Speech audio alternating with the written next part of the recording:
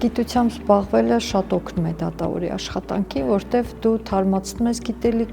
գիտելիքները փորձարկում ես լսարանին ներկայացնելով, նաև ստանում ես լսարանի արձագանքը եւ դա շատ օգնում է ամենօրյա աշխատանքին, որպեսզի ավելի բազմակողմանի եւ լիարժեք պատկերացնես խնդիրը։ Գիտությամբ զբաղվելը ինձ համար դատավորի աշխատանքից ոչ թե առանձին գործունեություն, այլև դրա օրգանական մասը, քանի որ տեսական գիտելիքները իմաստավորվում են եւ կյանքի են կոչվում հենց դատական ակտերում։ Եվ բացի այդ նաև գիտական գործունեությունը սովորեցնում եմ ավելի ուրեմն քննադատաբար մոտենել եւ կասկածի տակ դնել ակնհայտ թվացող բաները։ Միևնույն ժամանակ այն երկկողմանի գործընթաց է, որովհետեւ հենց դատական պրակտիկան է սնում գիտությունը, դեր հանելով այն բացերը, որոնք որ տեսական մակարդակում կարող է եւ աննկատ մնային։ Պրակտիկայի եւ գիտականի միասնությունը շատ լավ արդյունքներ է տալիս։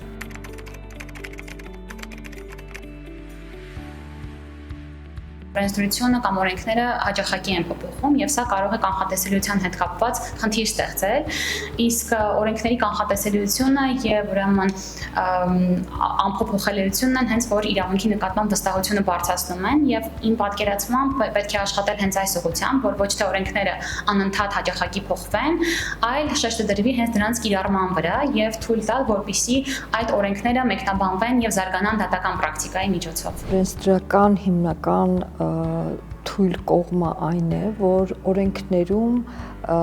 սկզբունքները եւ հիմնական հասկացությունները չեն ձևակերպվում կամ թերի են ձևակերպվում։ Շատ կարևոր է, երբ որ օրենքը տա հիմնական ելակետերը եւ այդ ելակետերի մեկնաբանությունը արդեն կատարի դատարանը։ Այսօրվա սերունդը շատ ավելի համարձակ է, հստակ գիտեն թե ինչ են ուզում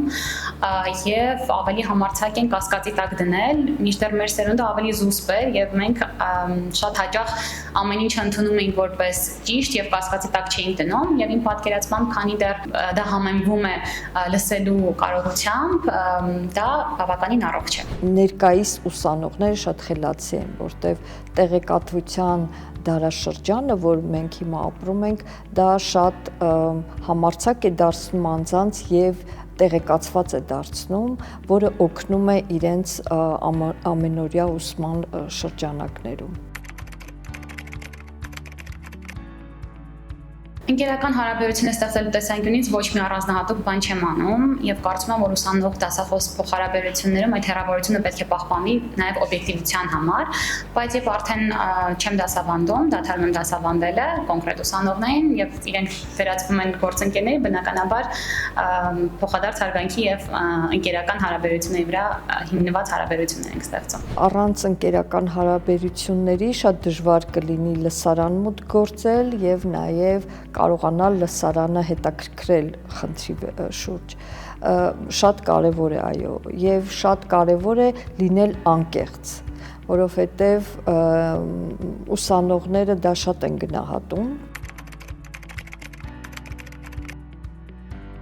Գիտությամբ զբաղվելու առաջի մարտահրավերը դա ժամանակն է եւ համատեղումը պրակտիկայի հետ շատ բարդ է, որովհետեւ երբ որ շատ ներգրաված ես լինում կամ քո հիմնական աշխատանքը լինում է պրակտիկան,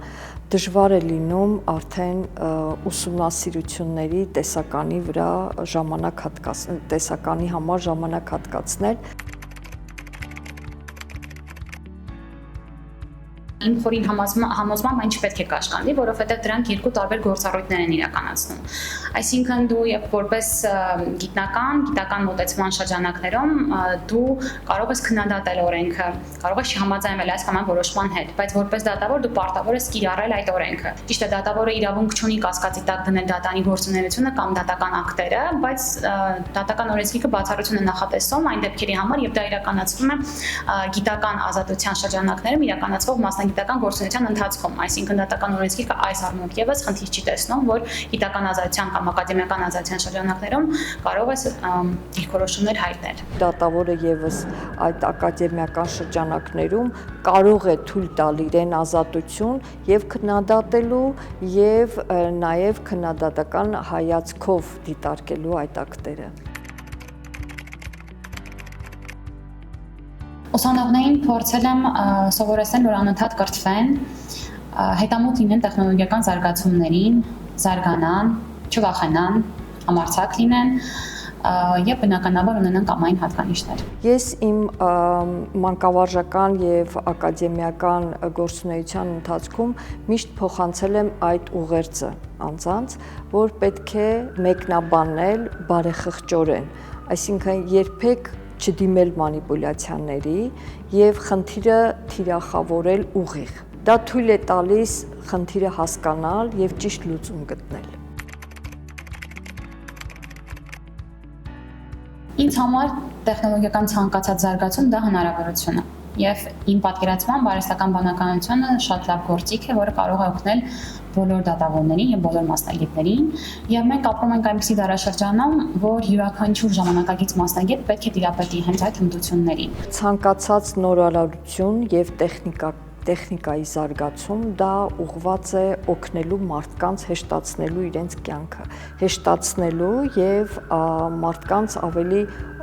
շատ օգտակար լինելու համար։ Այդ առումով արհեստական բանականությունը հսկայական պոտենցիալ ունի եւ դեռ մենք չենք էլ գիտակցում այդ պոտենցիալի ամբողջ խորությունը։ Հեղինակել եմ մեկ մենագրություն, որը նվիրված է անհատականացման միջոցների քաղաքացիական պաշտպանության եւ անբարեխիղճ մրցակցությանը, եւ հեղինակել եմ նաեւ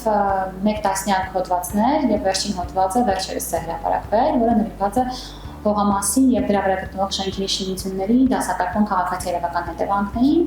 եւ այս առումով ուղղակի լիահույս եմ, որ այն կկիրառվի թե դատավորների կողմից, թե նաեւ քաղաքացու մշակողների կողմից։ Ես հեղինակել եմ եւ համահեղինակել եմ մի շարք ուղեցույցների, որոնք վերաբերել են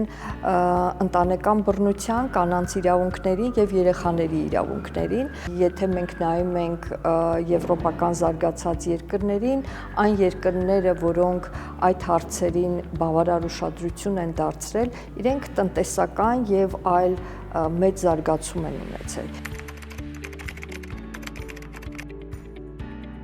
Նոր սերնդի ուսանողներին կցանկանամ, որպեսզի համարձակ լինեն, անընդհատ ինքնազարգանան, ինքնակրթվեն եւ կանգ չառնեն դժվարությունների առաջ։ Կուզեմ, որ լինեն ավելի արդար եւ ավելի հակված լինեն ճշմարտությունը վերհանել։